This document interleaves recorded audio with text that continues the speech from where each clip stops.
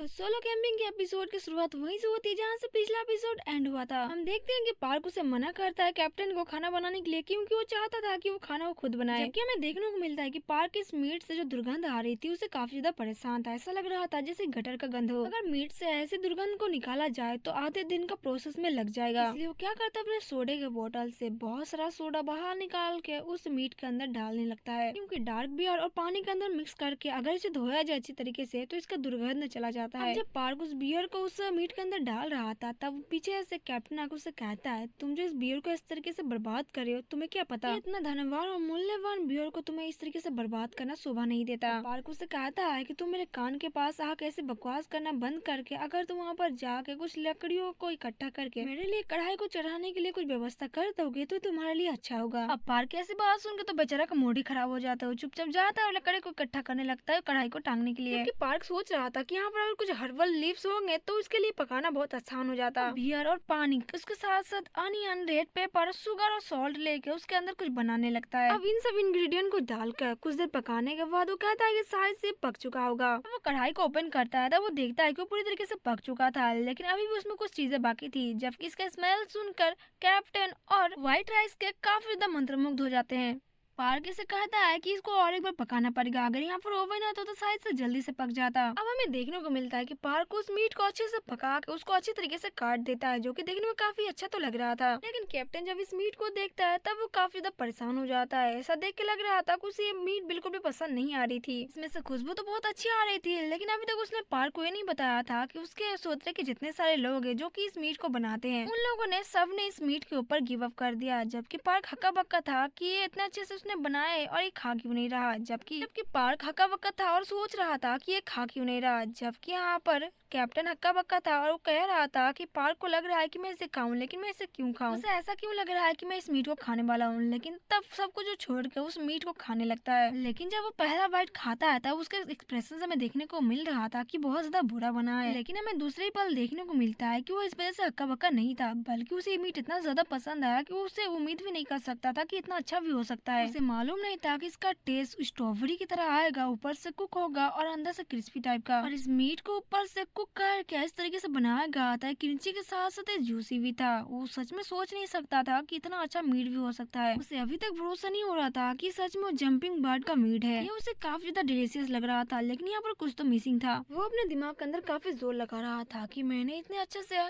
Jumping bird का meet खाया है और इतना परफेक्ट तरीके से बना है, लेकिन यहाँ पर कुछ तो मिसिंग है। तभी उसकी आंखें खुलती है और अचानक उसको कहता है, अरे हाँ, मैं तो भूल ही गया, मुझे बियर चाहिए। अब वो इस बियर को पी के काफी ज्यादा खुश था। वो कहता है कि इसने आज तक इतने परफेक्ट डिश कभी नहीं खाया, वो भी इतना अंडरफुल बियर के साथ। पार्क को कहता है कि उसे नहीं लगता कि उसने अपनी पूरी लाइफ में इतना अच्छा डिश खाया है कभी, वो भी इतना अच्छा, और इसके साथ साथ बियर भी काफी अच्छा है। वो काफी ज्यादा खुश होता है। पार्क अपना मन मार के कहता है कि हाँ, मुझे पता ही था कि उतना भी बैड नहीं होगा। अब उसे लग रहा था कि वो और भी अच्छे तरीके से बना सकता था इसको, क्योंकि ब्लड रिमूव करने का जो टाइम होता है कुछ ज्यादा ही लग जाता है। अब वो राइस केक से पूछता है क्या तुम्हें अच्छा लग रहा था, लेकिन राइस केक को तो खाना बहुत ही ज्यादा अच्छा लग रहा था, इसलिए वो काफी ज्यादा खुश भी था। लेकिन पार्क को ऐसी बातें करते हुए देख के कैप्टन को बिल्कुल भी समझ में नहीं आता। वो काफी ज्यादा हैरान लग रहा था। वो कह रहा था अपने मन के अंदर कि इसने इतना अच्छा खाना बनाया है, फिर भी इसके मन के अंदर बिल्कुल भी संतुष्टि नहीं है। ये क्या चाहता था और क्या बनाना चाहता था, ये आखिरकार ये शेफ है कौन। जहाँ पर नेक्स्ट सीन में हमें दिखाया जाता है कि ये दोनों आपस में बैठ के बात कर रहे थे। कैप्टन उससे कह रहा था कि इस बार तो मैं तुम्हें ट्रीट देने वाला था, लेकिन देखो फिर से तुमने मुझे ट्रीट दे दिया। मुझे समझ में नहीं आ रहा कि इस दुनिया का सबसे बेस्ट कुकिंग स्किल तुम्हें मिला कहाँ से। पार्क को इसकी बात सुन के काफी अच्छा लगा। वो कहता है कि मुझे ये बात जान के खुशी मिली कि तुम्हें मेरा बनाया हुआ खाना पसंद आया। कैप्टन उसे कहता है कि इससे पहले उसने जंपिंग बर्ड का मीट ऐसे कभी नहीं खाया था। वो पार्क से पूछता है क्या वो पार्क का कुकिंग टेक्निक को थोड़ा सा कॉपी कर सकता है। अब पार्क उसे कहता है कि हाँ, बिल्कुल वो कर सकता है, इसमें कोई भी बड़ी बात नहीं है, ये तो बस नेसेसरी था। तब ये बात सुन के कैप्टन उसके ऊपर थोड़ा सा गुस्सा आ जाते हैं। उससे कहते हैं कि अपना बकवास बंद करो, मैं जानता हूँ मेरे पास भी ऐसा सेफ है जो इनसे मैं मिला हूँ और मैं उनका वैल्यू बखूबी जानता हूँ, तो तुम ऐसी बातें मत करो कि तुम्हारा बनाया हुआ खाना बिल्कुल भी नॉर्मल था। तुम्हारा जो डिश था वो काफी ज्यादा अच्छा था, ऐसा डिश मैंने कभी नहीं खाया था और मुझे नहीं लगता कि ये नॉर्मल डिश है। तुम्हें इसके बारे में अच्छी सोच रखनी चाहिए और तुम्हें लगना चाहिए कि हाँ, तुम्हारा डिश बहुत ज्यादा बाकी में बहुत ही अच्छा है। पार्क अपने मन के अंदर सोच रहा था कि आजकल ये चीजें वो काफी ज्यादा सुन रहा है। वैसे वो उसको थैंक यू कहता है उसको इतना अच्छा मोटिवेशन करने के लिए। कैप्टन काफी ज्यादा खुश था। उठ के आता उसके पास, वो कहता है कि तुमने मुझे इतना अच्छा ट्रीट जो दिया है तो मैं बहुत ज्यादा खुश हूँ, और जब तुमने मुझे इतना अच्छा अपना अमेजिंग प्रीसियस स्किल दिखाई दिया तो मैं भी तुम्हें कुछ सिखाना चाहता हूँ, प्रीसियस कुछ चीज देना चाहता हूँ। अब कैप्टन पार्क से कहते हैं कि वो उनके लिए कुछ अच्छा सा करना चाहते हैं, इसलिए अब वो पार्क को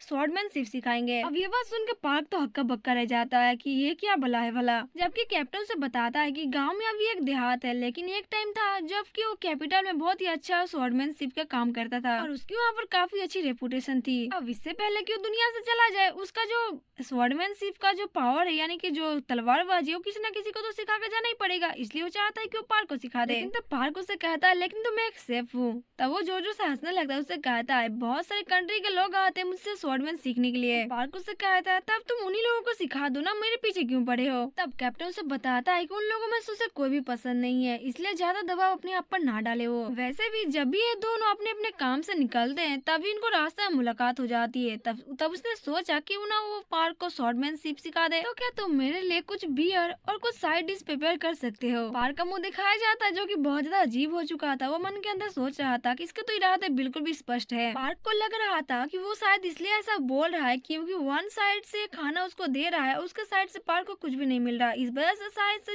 जो नाइट है वो काफी ज्यादा शर्मिंदा महसूस कर रहा है। इसी वजह से वो पार्क को इस ऑफर को देने के लिए तैयार था, जबकि वो नाइट बेचारा अपने मन के अंदर सोच रहा था कि उसने कोई गलत सौदा नहीं किया, ये परफेक्ट सौदा था इसके लिए। वैसे तो पार्क का कहना था कि उसे कोई भी फर्क नहीं पड़ता कि वो अपने खाने को शेयर कर उसके साथ, लेकिन मुझे लगता है कि उसको शायद अनकंफर्टेबल फील होता होगा क्योंकि उसको लग रहा था कि मैं उसको फ्री में खाना दे रहा हूँ, इसलिए शायद से वो चीजें ग्रहण नहीं कर पा रहा है। लेकिन मुझे अपने खाना बांटने में कोई भी शर्मिंदगी या फिर कोई भी फर्क नहीं पड़ रहा, वो चाहे तो आराम से खा सकता है, लेकिन मैं इसका सौदे को एक्सेप्ट करके मेरा तो क्या बिगड़ेगा, बस एक काइंडनेस है और शायद से मैं इसको वर्कआउट की तरह ही ले सकता हूँ, इससे ज्यादा तो कुछ होगा नहीं मेरे साथ, और इसको सीखते सीखते शायद से मेरे आर्म थोड़ा से स्ट्रॉन्ग बन जाए और इससे ज्यादा क्या होगा। वैसे सच बात तो ये थी कि पार्क के पास इसका डिसीजन लेने का कोई भी उम्मीद नहीं थी और न ही उसका इरादा था। इसके बाद नेक्स्ट सीन दिखाया जाता है हमको जहाँ पर पार्क अपने रेस्टोरेंट में खड़ा हुआ था। वैसे तो रेस्टोरेंट को खुले हुए एक सप्ताह से ज्यादा हो गया और यहाँ पर कुछ लोग भी थे जो कि खाना खाने के लिए आते हैं, लेकिन पार्क यहाँ पर कहता है कि उसको पहले से ही पता था कि इसका रेस्टोरेंट में कोई नहीं आने वाला, उसने पहले से ही भविष्यवाणी कर रखी थी। सच बताए तो पार्क को कोई भी उम्मीद नहीं थी इस रेस्टोरेंट को लेकर। इवन जो राइस के वो भी जाके बोर्ड रूम में टीवी देख रहा है। वैसे तो इस टीवी को मेरे एक कस्टमर ने छोड़ा था जिसका कहना था कोई इस टीवी का यूज नहीं करता, लेकिन ये राइस के लिए बिल्कुल अच्छा था क्योंकि वो आराम से टीवी में मस्त है। जबकि पार्क राइस के पास आता है, उसे पूछता है कि तुम टीवी के अंदर क्या देख रहे हो। उसे देखने को मिलता है कि एक लड़कियों का ग्रुप जिसका आइडल स्टार थी यूजी, उनका ही शो चल रहा था टीवी के अंदर। अब पार्क को महसूस होता है कि इसका नाम तो उसने कहीं पर तो सुना था। जिसके बाद नेक्स्ट में दिखाया जाता है पार्क का वो फ्रेंड जो कि हमने पहले एपिसोड में देखा था। अब वो किसी आइडल ग्रुप में काम करता है। वो कहता है कि आज का दिन तो बहुत ही ज्यादा थका देने वाला था। वैसे उसको पता नहीं था कि ये जगह है कौन सी। अब उन लड़कियों को दिखाया जाता है जो कि आइडल होती है, आपस में बकबक कर रही होती है। ये तो थक जाता है बेचारा, कहता है कि ऑफिस में काम करना ज्यादा बेटर था बैठे बैठे। वैसे वो अपना शेड्यूल चेक करता है तो उन्हें पता चलता है कि उनके शेड्यूल में शूटिंग के बाद कोई भी काम नहीं है, तो इसलिए वो सोच रहा था कि वो पार्क के पास जाए उसको मिलने के लिए। अब जब वो अपना शेड्यूल चेक करके पार्क के पास फोन लगाता है तब वो उससे कहता है क्या वह अभी तक जिंदा भी है या फिर टपक पड़ा है, क्या मैं यहाँ पर खाना खाने के लिए आ सकता हूँ। वैसे मैं तुम्हारे घर के आसपास ही हूँ, ज्यादा दूर नहीं लगेगा, शूटिंग फिनिश करके मैं यहाँ पर आ सकता हूँ। वैसे भी तुम्हारे पास कोई भी गेस्ट नहीं है तो फिर मैं दूसरी जगह खाना खाने के लिए क्यों जाऊँ, जबकि मेरा एक फ्रेंड शेफ है। अब ये बेचारा तो पार्क के साथ बात कर रहा था लेकिन इसकी बातें सुन रही थी वो ग्रुप के आइडल लड़कियाँ। अब शेफ वाली बात सुनकर जिनकी आंखें चमक जाती कि इसका फ्रेंड तो एक शेफ है, जबकि पार्क का फ्रेंड उसको कहता है कि मैं वहाँ पर अल्कोहल नहीं पीऊंगा क्योंकि मुझे ड्राइव भी करना है, इसलिए बस खाना ही खाऊंगा। इन लड़कियों के माइंड में तो शैतानी कुछ तो चल रहा था। जिसके बाद नेक्स्ट सीन दिखाया जाता है जहाँ पर हम देख पाते हैं कि पार्क का फ्रेंड वहाँ पर उनको छोड़ के जा रहा था और यहाँ पर पार्क को कहता है कि इनका ध्यान रखना, मैं तुम्हारे भरोसे इनको छोड़ के जा रहा हूँ। तो पार्क उससे कहता है कि चिंता की कोई बात नहीं है, मैं इनका ख्याल रख लूंगा। जबकि पार्क उन लड़कियों से भी कहता है कि इसके साथ नाइस रहना, कोई भी बदतमीजी मत करना। तब वो लड़कियां हंसते हंसते कहती है कि हमने बदतमीजी ही कब करी थी, हम लड़कियां तो क्यूट नन्हे मुन्ने रही है, हम बदमाशी तो बिल्कुल भी नहीं करते। जबकि वो गाड़ी में बैठते टाइम पार्क को इशारा करके कहता है कि इनकी बातों पर बिल्कुल भी भरोसा मत करना, ये जो बातें भी कर रही है वो सब झूठ है। उसके बाद वो कल मिलने को कहकर वहाँ से चला जाता है। पार्क भी उन लड़कियों से कहता है कि ठीक है हम भी अपने घर चलते हैं, लेकिन वो लड़कियां तो उसके काफी ज्यादा नजदीक आ जाती है। उसे कहती है कि उसको फॉलो करो, तुम उसको लूज नहीं कर सकते, वहाँ पर जाने कैसे दे सकती हो बताओ। अब उसे काफी ज्यादा वो लड़कियां भड़काने लगती है, लेकिन पार्क उससे कहता है कि वो ऐसा बिल्कुल भी नहीं कर सकता क्योंकि उसने पहले ही कहा था कि मैं किसी भी तरीके से डिस्ट्रैक्ट नहीं हो सकता।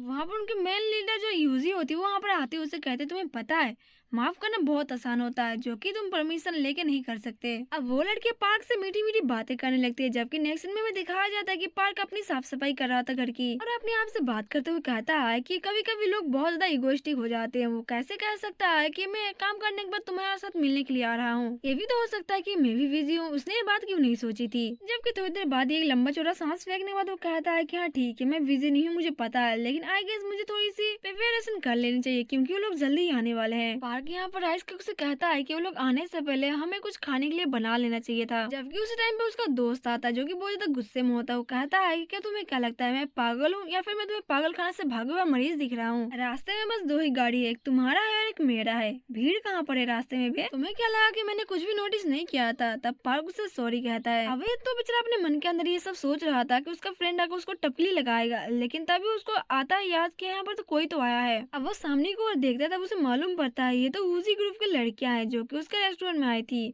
जिसके बाद हमें नेक्स्ट सीन में दिखाया जाता है कि पार्क सोच रहा था कि इतने छोटे से गांव में एक छोटे से रेस्टोरेंट में इतने बड़े बड़े आइडल विजिट करने के लिए आए हैं। उसने तो कभी ऐसा सोचा भी नहीं था। जबकि वो आइडल लड़कियां पार्क से ये पूछ रही थी कि ये किस तरीके का डॉग है, और उनमें से एक तो कहती है क्या मैं इसको पेट बना सकती हूँ। जबकि पार्क का जो दोस्त था उन आइडल लड़कियों को डांट रहा था कि तुम लोगों को सांस तो देखो, इतनी बड़ी हो गई हो लेकिन फिर भी तुम लोगों को अकल ठिकाने नहीं आई। क्या तुम लोगों को पता है कि इसका अंजाम क्या होने वाला है जो तुम यहाँ पर मुंह उठा के आ रही हो। पार्क का दोस्त उन लड़कियों के ऊपर काफी ज्यादा भड़का हुआ था। उनसे कहता है कि मुझे चुपचाप से सवाल का जवाब दे दो वरना तुम लोगों का खैर नहीं। जबकि वो लड़की डर के मारे कुछ बोल ही नहीं पाती और उनसे बस सॉरी कहती रहती है। लेकिन पार्क का दोस्त उसे कहता है कि सॉरी से काम नहीं चलेगा, जल्दी से यहाँ से उठो और चलो यहाँ से। पार्क इनको देखता है, सोचता है, लगता है कि मुझे इनके सिचुएशन के बारे में पता चल गया। तब पार्क अपने दोस्त के पास जाता है, उससे कहता है कि जब तेरा पेट खाली रहता है तब कुछ भी तू सोच लेता है, और इनके ऊपर पागलों जैसे भड़कने से अच्छा है कि अपने खाली पेट में कुछ दाना डाल ले। वैसे भी डिनर का टाइम हो गया तो खाना खा के जाना पड़ेगा। उसका दोस्त सुनकर हैरान होता है, कहता है कि क्या ये सही होगा, और अपने मन के अंदर सोचता है लगता है कि पार्क पगला गया है। जिस पार्क को मैं जानता हूँ वैसी हरकतें तो बिल्कुल भी नहीं करता। इस टाइम पर तू हंगामा मचा देता,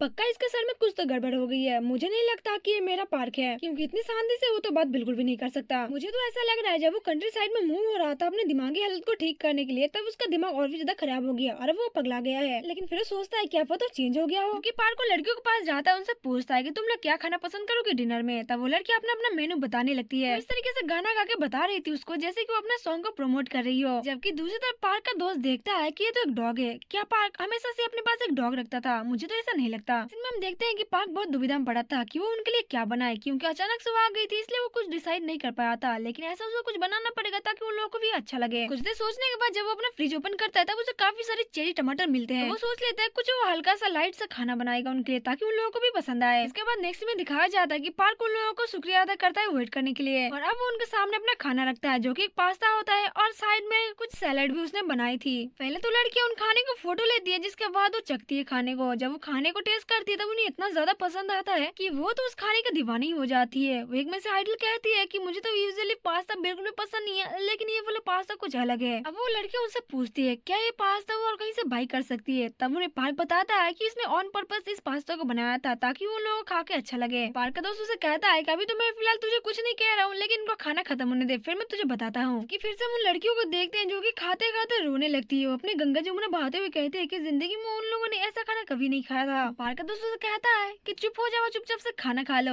ये खाना कहीं भी नहीं जाने वाला। तो वो कहती है कि हमें नहीं पता कि खाना में कब मिलने वाला है, क्योंकि हमेशा हमें लाइट खाना या बिना ऑयल का खाना मिलता है। अब इन सब लड़कियों की बातें सुन के पार्क का दिमाग ठंडक जाता है। वो कहता है कि अबे ऐसा क्यों ये लोग बोल रही है, क्या तू उनको खाना वाना नहीं देता या फिर तू उनको भूखे मारने का प्लानिंग कर रहा था। पार्क का दोस्त ऑकवर्ड मूड में पड़ जाता है। वो कहता है कि तू जैसा सोच रहा है वैसा बिल्कुल भी नहीं है। यहाँ पर मुझे पता है कि कुछ मिसअंडरस्टैंडिंग होने वाली है, लेकिन ऐसा कुछ भी नहीं है। जबकि हम देख सकते थे पार्क उन लड़कियों को ड्राइवर को भी बहुत ही अच्छे से खाना बना के दिया था और उससे कहता है कि तुम अच्छे से यहाँ पर खा लो, इससे तुम्हें कोई भी नुकसान नहीं होने वाला और तुम पूरी रात आराम से ड्राइव कर सकते हो। पार्क की ऐसी हरकतें देखकर उसकी बातें सुनकर उसका दोस्त बहुत बड़ी चिंता में पड़ जाता है। वो कहता है मुझे ऐसा क्यों लग रहा है कि पार्क मेरे प्रति कुछ ज्यादा प्रतिभाशील हो रहा है, कहीं ऐसा तो नहीं है। अब वो सोचे थोड़ा सा घबरा जाता है और सीधे पार्क के पास जाकर कहता है कि तू मुझे सच सच बता, क्या तू कुछ दिनों के अंदर मरने वाला है। पार्क उससे कहता है क्या मुझे देख के तुझे ऐसा लग रहा है कि मैं बीमार हूँ, तो वैसे बहुराई हुई बातें क्यों कर रहा है। जिसके बाद हमें नेक्स्ट में दिखाया जाता है जहाँ पर सबका खाना खत्म हो चुका था और सब जाने के लिए लेडी थे। वो लड़कियां पार्क को इस खाने के लिए बहुत ज्यादा शुक्रिया अदा करती है क्योंकि ये खाना वाकई में बहुत ज्यादा सुंदर था और बहुत ज्यादा डिलीशियस था। पार्क उनसे कहता है कि अगली बार जब वो लोग आएंगे तब उनको लिए और भी ज्यादा अच्छा खाना बनाएगा। तब ये सुनकर वो लड़कियां काफी ज्यादा खुश हो जाती है। वो कहती है कि जरूर फिर तो नेक्स्ट टाइम वो जरूर विजिट करेंगे। जिसके बाद वो लड़कियां गाड़ी में बैठ जाती है और पार्क से कहते हैं कि तुम और तुम्हारा खाना वाकई में दोनों बहुत ज्यादा अच्छे हैं, अगली बार हम लोग जरूर विजिट करेंगे। वो लोग तो पार्क को बहुत ज्यादा किसी मिसी भी देके जाती है जिससे बेचारा पार्क तो हैरानी हो जाता है। इतनी सारी लड़कियों का अटेंशन जो मिल रहा था वो भी इतनी बड़ी बड़ी आइडल लोगों का। पार्क बेचारा सदमे में खड़ा था, अपने दोस्त से पूछता है तू मुझे एक सच सच बात बता, ये लोग मुझे कैसे जानते हैं। तब उसका दोस्त उससे कहता है बिना पंखों के हवा में मत उड़ जाना, जब वो लोग काफी ज्यादा भूखी होती है तब वो तुम्हारी वीडियो देख लेती है, इसलिए वो लोग तुम्हें जानती है। इसके बाद वो पार्क से कहता है कि ठीक है फिर मेरा भी टाने का टाइम हो गया है, मैं भी अब तेरी पागलपन भरी बातें से परेशान हो गया हूँ, इसलिए मैं यहाँ से जाता हूँ। तब पार्क अपना मुंह बना के उसे कहता है हाँ हाँ ठीक है चला जा, लेकिन अगली बार जब यहाँ पर आएगा तो मुझे एडवांस में बता देना ताकि मैं इसका तैयारी कर सकूँ। उसका दोस्त जाते हुए उसे कहता है कि पार्क मुझे एक बात बता, तेरी हीलिंग लाइफ कैसे चल रही है।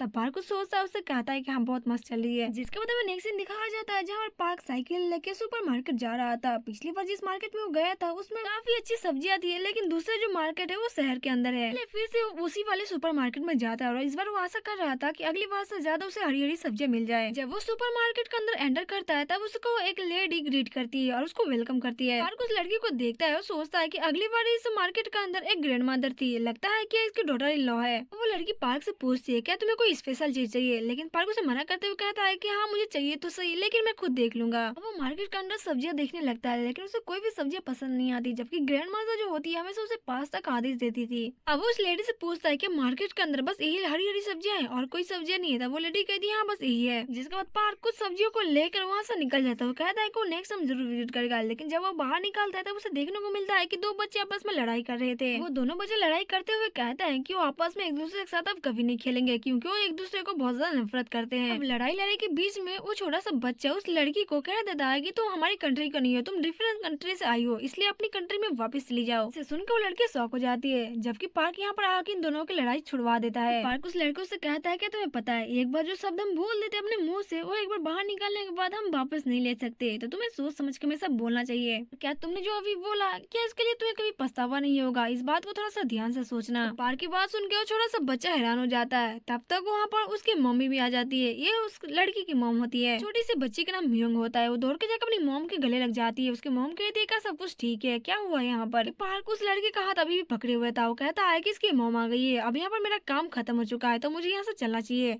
जबकि वो छोटा सा बच्चा बहुत ज्यादा गुस्से में होता है, पार्क को अपने हाथ छुड़ा लेता है, वहाँ से शर्मिंदा होकर भाग जाता है। जबकि म्योंग की मॉम पार्क से थैंक यू कहती है। पार्क उनसे कहता है कि इसकी कोई भी जरूरत नहीं थैंक यू की, ये तो बस उसे लगा था कि इसको करना चाहिए। तब पार्क की मॉम से कहती है कोई बात नहीं, फिर भी उसे थैंक यू कहना चाहती है। पार्क पूछता है क्या म्योंग ठीक है। तब उसकी मॉम कहती है हाँ वो ठीक है और वो अभी अपने कमरे में जाकर सो रही है। आई थिंक मुझे लग रहा है कि ऐसा मेरी वजह से हो रहा है। तभी पार्क सुन के हैरान हो जाता है। वो कहता है कि ऐसा मत बोलिए, आपकी वजह से ऐसा क्यों होगा, तो बस छोटे बच्चों की लड़ाई है जो कि आपस में खेलते खेलते लड़ जाते हैं, ये तो आपकी गलती हो ही नहीं सकती। वो लेडी पार्क को बताती है कि मेरा नाम येंगॉन है और मैं वियतनाम से हूँ। मुझे ऐसा लग रहा है कि म्योंग इसलिए बुली हो रही है क्योंकि वो मेरी वजह से, क्योंकि हम लोग वियतनाम से, इसी वजह से शायद उसे बुली किया जा रहा है। इसी के साथ ये वाला चैप्टर भी यहीं पर खत्म होता है।